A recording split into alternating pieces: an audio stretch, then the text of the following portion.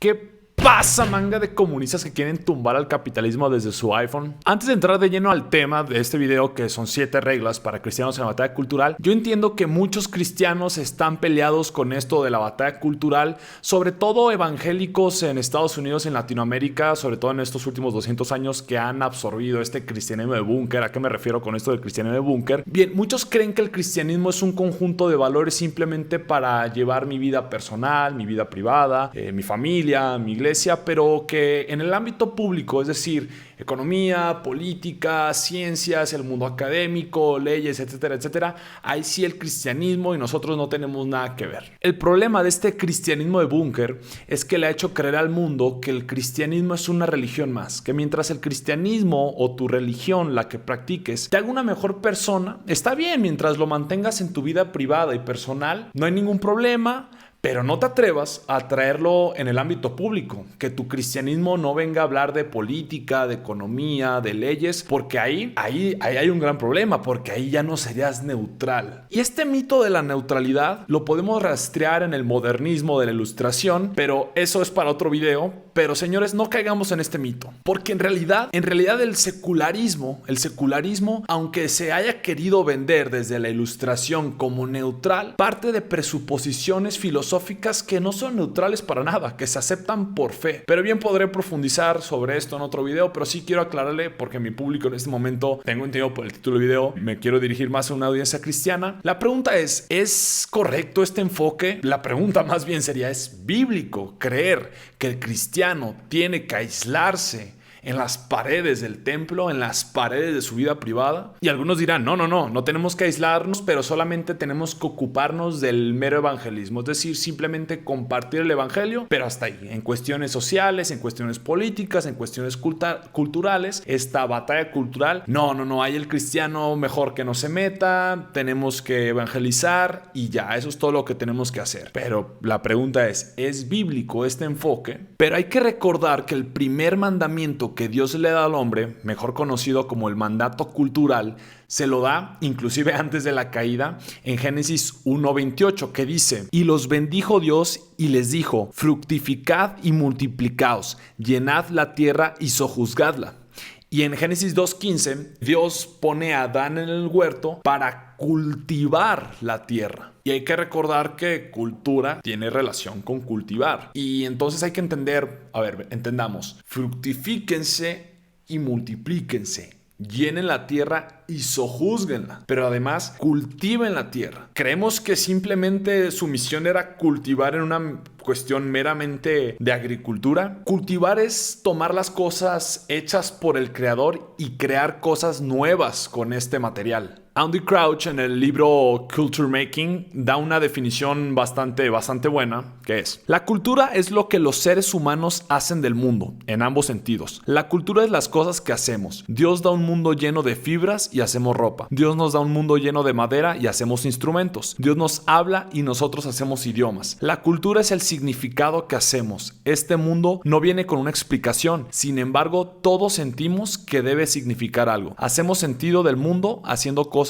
en el mundo. También hay que entender que el pecado, la rebelión del hombre, no eliminó el mandato cultural, simplemente lo hizo más difícil, lo complicó. Y de hecho, Dios reitera el mandato cultural con Noé cuando hace el pacto de gracia común en Génesis 9:1, cuando dice: bendijo Dios a Noé y a sus hijos y les dijo, fructifiquen y multiplíquense y llenen la tierra. Y esta cuestión de la cultura, esta cuestión cultural no es meramente artística, entiendo por la palabra que se relaciona mucho con el arte, pero no es meramente artística, sino que se expresa en cada área vocacional del ser humano. Es decir, cultivamos la tierra cuando creamos leyes para proteger a los indefensos, un médico cultiva la tierra cuando crea nuevas curas para enfermedades, cuando una madre cría a sus hijos, cuando un empresario invierte inteligentemente, cuando un ingeniero realiza una gran obra arquitectónica para mejorar el flujo de los automóviles o de los barcos. Inclusive hacemos cultura cuando inventamos un buen chiste. Y sí, entiendo que muchos dirán, oye, pero sí, sí, entiendo, pero ¿qué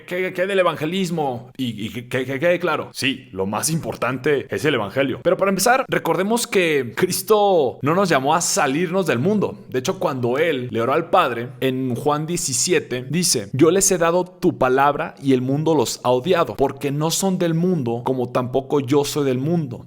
No te ruego que los saques del mundo, sino que los guardes del maligno. Entonces, creer que tenemos que aislarnos del mundo y creer que el evangelio se limita solamente a predicarle a unas cuantas personas para que también vengan a encerrarse con nosotros en un templo, en la iglesia y ya, nunca fue el mensaje de Jesús, y eso lo reitera en la Gran Comisión. Veamos qué dice en la Gran Comisión en Mateo 28. Y Jesús se acercó y les habló diciendo: toda potestad me es dada en el cielo y en la tierra. Por tanto, id y haced discípulos a todas las naciones, bautizándolos en el nombre del Padre, y del Hijo, y del Espíritu Santo, enseñándoles que guarden todas las cosas que os he mandado. Y aquí yo estoy con vosotros todos los días hasta el fin del mundo. Amén. Vean que aquí la Gran Comisión incluye enseñarles a los demás todas las cosas que Él nos ha enseñado. ¿Y qué es una de las cosas que constantemente nuestro Señor Jesucristo nos enseñó? Que constantemente nos enseñó el reino de los cielos, el reino de Dios. ¿Cómo nos enseñó Jesús a orar al Padre nuestro? Venga a nosotros tu reino.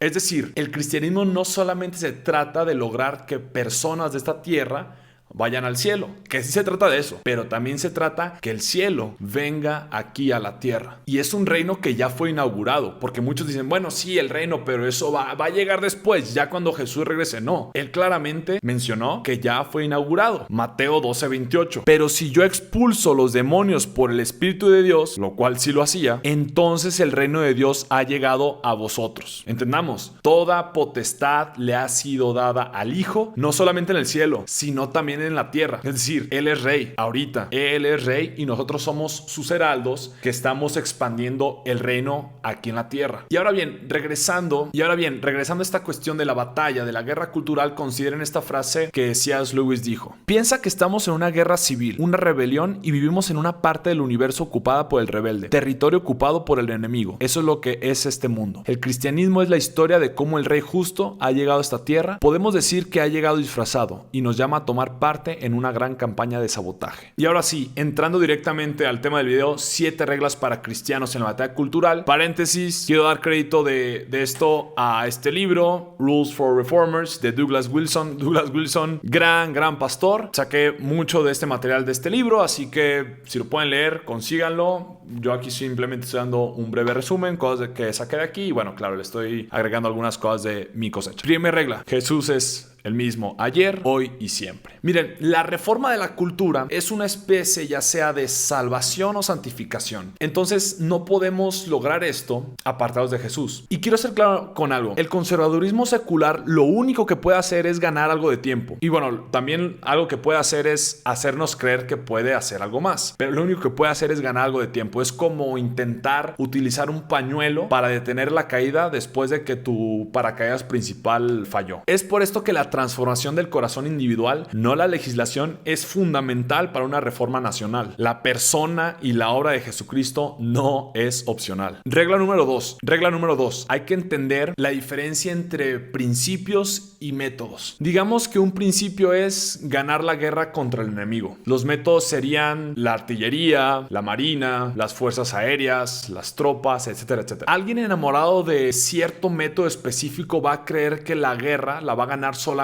con su método en específico, con su área de servicio específica, sin la ayuda de las otras áreas. Y quienes se encierran en los métodos en sí tienden a ser personas de mente muy simple, y no estoy diciendo que sea algo malo, pero estas personas necesitan un líder. Pueden ser excelentes tropas, pero no se les ocurra convertirlos en generales. ¿Y cuáles son los principios en una guerra? Que simplemente los voy a nombrar. En un futuro podré, vamos a decir, hablar de cada uno de ellos, que el libro habla mucho específicamente de cada uno de ellos y cómo estos principios en la batalla cultural son importantes entenderlos. Son 10 principios: objetivo, ofensiva, concentración, movilidad, seguridad, sorpresa, cooperación, comunicación, economía de la fuerza y búsqueda. Regla número 3. Los cristianos son conservadores, por lo cual preferimos lo concreto en lugar de lo abstracto. El pasado es concreto, así como el futuro en su momento lo será. La meta es preservar y defender todo aquello que el Espíritu Santo ya ha establecido y llevarlo hacia adelante, hacia lo que el mismo Espíritu Santo hará. Y dado a que nuestra naturaleza está sujeta a la temporalidad, tenemos que conservar algunas cosas y tenemos que progresar hacia otras cosas. Pero ¿qué es lo que conservamos? ¿Qué es lo que buscamos construir? Nuestras labores siempre suceden en el presente, pero tenemos que leer el pasado y también tenemos que leer el futuro, aunque eso es más difícil. Y creo que por esto un correcto entendimiento de la escatología, un correcto entendimiento y estudio de las profecías son bastante importantes para los cristianos. Pero como dije, nuestras labores son siempre en el presente, tenemos que leer el pasado, leer el futuro también, pero tenemos que hacerlo por medio del desempeño en actividades concretas. Ama a tu vecino, no a la humanidad. Construye una escuela real para tus hijos. No ames el concepto abstracto de la educación. Regla número 4, y esta va a sonar un poco extraña, pero los cristianos tenemos que cultivar un gran sentido del humor. Y miren,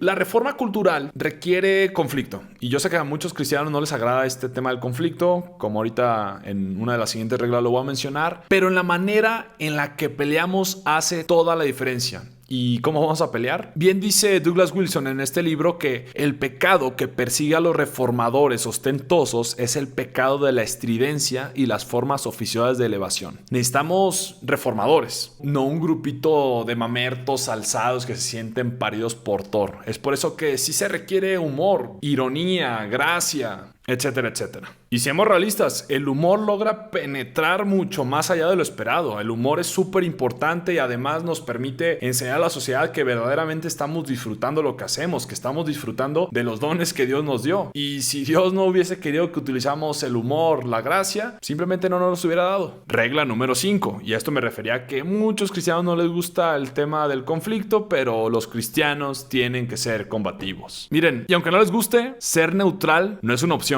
Lucas 11:23. Jesús dijo: el que no es conmigo, contra mí es, y el que conmigo no recoge, desparrama. No hay ninguna manera de hacer esto sin meterse en algún tipo de trabajo áspero. Por tanto, esto requiere coraje. El adversario contraataca y sabe cómo contraatacar. Y no solo eso, es una lucha entre el bien y el mal, por lo cual el otro lado hace trampa y nosotros no tenemos permitido hacer trampa. Tienes que pelear, pero tienes que pelear limpio. Tienes que pelear con justicia. Así que, señores cristianos, si te registras en el ejército, no puedes fingir sorpresa cuando te encuentres en medio de una batalla. Número 6. Los cristianos tienen que jugar a largo plazo. Y hay que ser claros, no estamos jugando por meras victorias temporales, instantáneas y pasajeras. Recordemos que la pelea es a largo plazo. Inclusive podemos morir sin ver los resultados en nuestro propio tiempo. Pero si tenemos a Cristo, tenemos todas las cosas del futuro en Él, por lo cual podemos dejarle el resultado futuro de nuestra labor presente a Él. No tenemos que ver el resultado final para hacer nuestra parte en dicho resultado final. Y nuestra parte es ahora. Y regla número 7, súper importante, los cristianos tienen que recordar que la religión moldea la cultura y la cultura vence a la política. Esto significa que no es brincar directamente de reformar una iglesia hacia la legislación, es decir, de reformar una iglesia hacia la política directamente. No, hay un puente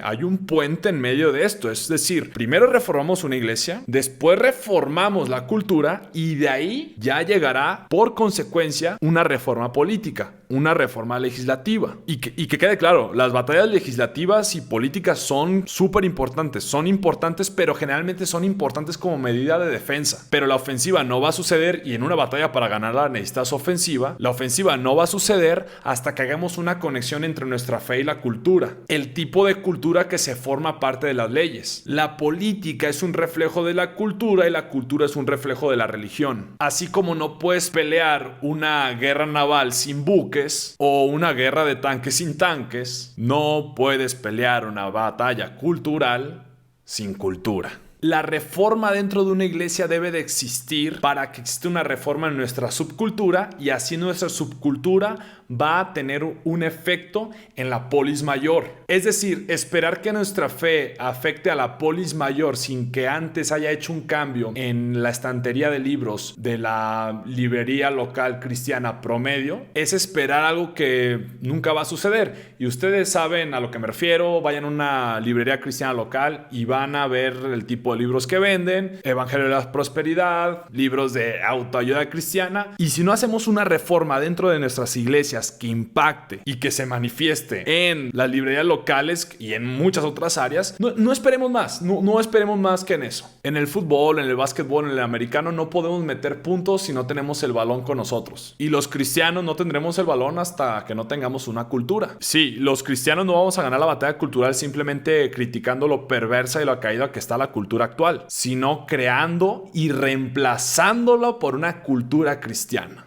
Así que recapitulando, 7 reglas. Número 1, Jesús es el mismo ayer, hoy y siempre. 2. Siempre recuerda la distinción entre principios y métodos. 3. Los reformadores son conservadores, por lo cual preferimos lo concreto de lo abstracto. 4. Los cristianos tenemos que cultivar un excelente sentido del humor. 5. Los cristianos tenemos que ser combativos. 6. Los cristianos tenemos que jugar a largo plazo. Y 7. Los cristianos tenemos que recordar que la religión moldea la cultura y la cultura siempre vence a la política. Y para cerrar esto, quiero aclarar por qué hice esta distinción entre la batalla cultural desde la óptica de un cristiano y desde la óptica del conservadurismo secular, porque hay que recordar que según 2 Corintios 10:4, que las armas de nuestra contienda no son carnales, sino poderosas en Dios para la destrucción de fortalezas. Y pongámonos en contexto: cuando el apóstol Pablo escribe esa carta, en ese tiempo no había manera de destruir una fortaleza. Hoy en sí avientas bombas y lo que quieras y la destruyes, pero en ese tiempo solamente había 2 maneras de lidiar con fortalezas en una ciudad: el método del caballo de Troya, que ya lo conocemos, o sitiar